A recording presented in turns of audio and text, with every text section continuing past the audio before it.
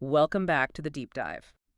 Okay, so today our mission really is a deep dive into Ad Wolgast. Right, the lightweight champion. Yeah. Boxing's brutal heyday, you could call it, Well, around 1908 to 1912. exactly. And this idea that he was naturalism personified, what does that actually mean in this context? Well, think of it like a character from maybe Stephen Crane or Frank Norris. All instinct, pure animal power Oh, almost. Known for just this crippling left hook, a ferocious body attack. It wasn't about, complex strategy or morals. It's more about raw survival. Yeah, him versus the environment, the ring. He was incredible, but his time at the top was brutally short, dictated by the hard logic of the sport back then. Let's talk about that logic. The defining moment has to be that fight, right? The 45-round war. Oh, yeah. His title challenge in 1910 against Oscar battling Nelson. And I got to stop you there, 45 rounds. I mean, why on earth schedule a fight for that long? It sounds insane today. It was insane. But it was, believe it or not, a legal thing. A legal thing. Yeah, the promoter, Sid Hester, in Port Richmond, California. See, they had laws against fights to the finish. Ah, okay. So scheduling it for a preposterous 45 rounds was his technical way around that ban, trying to be clever. Clever maybe, but what resulted was just savagery. Unparalleled is the word. Mhm. Nelson himself was called the Abysmal Brute, Mm-hmm. and they went at it hammer and tongs until the 40th round. The descriptions are gruesome. I read that Nelson was practically blind by then, eyes swollen shut, like purplish. Yeah, purplish lunettes, one source called it, just pawing the air, completely battered, covered in gore. The ref finally had to step in. And Walgast's reaction after all that, after 40 rounds of hell. So telling. No big victory speech. He just said, just say I'm the strongest man ever to put on gloves. That was it. Wow. Pure physicality. Exactly. But that kind of ultra-violence, small gloves, those incredibly long rounds, it came with a price, a physical debt, And it sounds like the bill came due pretty quickly. very fast.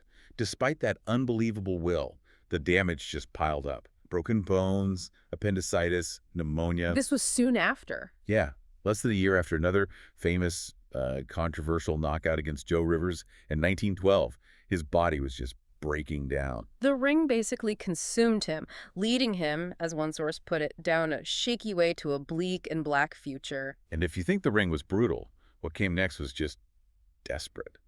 By 1917, he's institutionalized. Already, he was still young. Very young, suffering from what we now call dementia pugilistica, severe brain damage. Yeah. Back then, maybe a nervous breakdown. And this is the jazz age, right? Post-WWI America. Right, which was kind of a wild west for medicine. Quack cures, rejuvenation schemes were everywhere. A real cottage industry, you could say. Okay, and this is where this story takes a really bizarre, almost unbelievable turn. It really does. Yeah. You had these doctors pushing animal gland transplants. You might have heard of Dr. Serge Voronoff in Europe using monkey glands. Vaguely. Well, in the U.S., Dr. John Brinkley became notorious for something even stranger. Don't tell me. Goat glands. Surgically inserting goat testicles into men's scrotums. You're kidding. Why? He promised it would reverse aging, restore health, virility, you name it. Total medical fraud.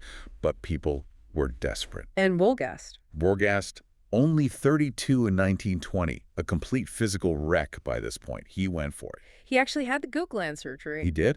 Yeah. In an L.A. clinic, the surgeon, a Dr. P. Livingstone Barnes, even declared Wolgast completely restored to health. Wow.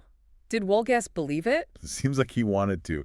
He announced, I am no longer an old young man, put all his hope in it. This incredible physical specimen, this champion, reduced to betting on, well, barnyard surgery. What happened? Did it work? Did he fight again? He did fight one last time, September 6, 1920. Why? And it was, well, an anticlimax doesn't quite cover it. How so? It was described as a desultory draw. The crowd actually booed him. Ouch. And when the reporters asked if he, still favors goat glands, he just refused to comment. It clearly didn't work. So that was the end of the road, fighting-wise. Pretty much. And the rest of his life. It's just tragic. From 1927 until he died in 1955, he was in and out of institutions. During nearly 30 years. Yeah. Largely forgotten. There's stories of him being abused by staff sometimes, like an incident in 1949. Just awful. And the reports say he just kept shadowboxing. Constantly. Shadowboxing phantom opponents, like battling Nelson, right there in the hospital corridors, until the very end. So, thinking about this whole story, what should you, the listener, take away from it? I think it's that terrifying gap, isn't it, between this man's raw, undeniable physical power, the strongest man, like he said, and the era's complete inability to understand or manage the damage. The damage he took and the damage the sport inflicted. Exactly. His life seems like this straight, unavoidable line from the peak of brutal athletic perfection right into the hands of, well, goat gland salesmen and medical frauds. Naturalism personified indeed. A chilling trajectory, really makes you think. When a sport creates these phenomenal figures but also inherently destroys them, what's the responsibility there? Where does it lie? That's the question, isn't it? Something to chew on until next time.